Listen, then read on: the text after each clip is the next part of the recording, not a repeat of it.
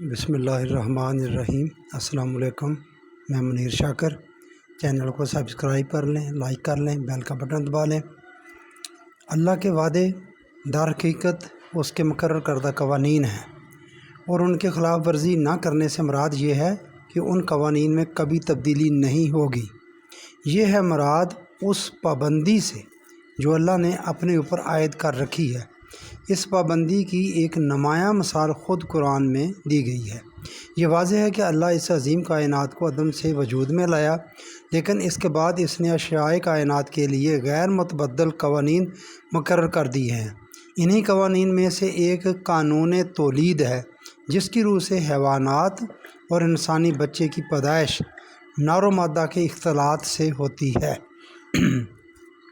عیسائیوں کا عقیدہ کہ حضرت مسیح ابن اللہ کے بیٹے تھے۔ اللہ نے اس عقیدے کی تردید کی ہے، اور جس دلیل کے ساتھ اس کی تردید کی ہے وہ بصیرت کے ہزار سامان اپنے اندر رکھتا ہے۔ اس نے کہا کہ بدیع السماوات والارض، اللہ اس تمام سلسلہ کائنات کو عدم سے وجود میں لایا ہے۔ وہ اپنی تخلیقی پروگرام کے علت و معلول کاز اینڈ فیکٹ کے قانون کا پابند نہیں تھا، لیکن تخلیق کائنات کے بعد جب اس نے علت و معلول کاز اینڈ فیکٹ کا قانون نافذ کر دیا تو اب اس کی خلاف ورزی وہ خود بھی کچھ نہیں کرتا، خود بھی خلاف ورزی نہیں کرتا۔ بیٹے کی پیدائش کے لیے اس کا قانون یہ ہے کہ نر و مادہ میاں بیوی کے اختلاط کا نتیجہ ہوتا ہے۔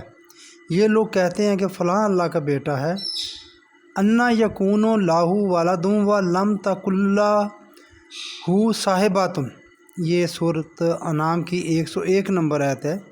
لیکن ایسے کہتے وقت وہ اتنا نہیں سوچتے کہ اللہ کے ہاں بیٹا کیسے ہو سکتا ہے جب اس کی بیوی ہی نہیں۔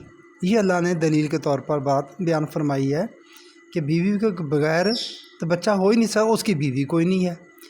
آپ نے غور فرمایا کہ اس دلیل میں اللہ نے کتنی عظیم حقیقت بیان کر دی ہے، یعنی یہ درست ہے کہ وہ بدیع السماوات والارض ہے، وہ بغیر کسی سابقہ مسالہ کے اور بلا پابندی قانون علت و معلول کائنات کو عدم سے وجود میں لے آیا ہے۔